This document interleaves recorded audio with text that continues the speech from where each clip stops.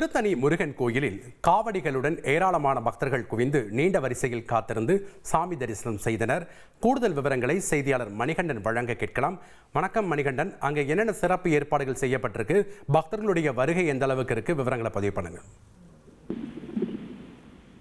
வணக்கம். முருகப்பெருமானின் அறுபடை வீடுகளில் சிறந்து விளங்கும் 5ஆம் படை வீடாக போற்றப்படும் திருத்தணி முருகர் கோயிலில் அஷ்டமியுடன் ஆடி கிருத்திகை விழா நேற்று கோலாகலமாக தொடங்கியது. விழாவில் 2ஆம் நாளான இன்று ஆடி பரணியை முன்னிட்டு அதிகாலை மூலவருக்கு பச்சை வைரம் ஆபரணங்கள் அணிவிக்கப்பட்டு மரகத மாலை தங்க வைர ஆபரணங்கள் அணிவிக்கப்பட்டு சிறப்பு தீபாராதனை நடைபெற்றது.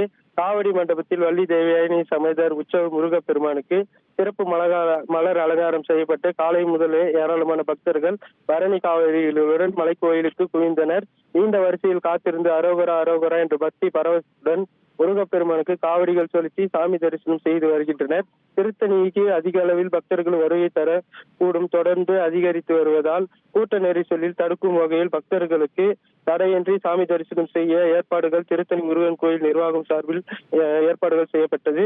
நீண்டவர் ட்ரெண்டை ஃப்ரெண்ட் ஆக்கிக்கோங்க. தந்தி டிவியின் சப்ஸ்கிரைபர்ஸ் அண்ட் ஃபாலோவர்ஸ் குடும்பத்துல நீங்களும் இணையுங்க.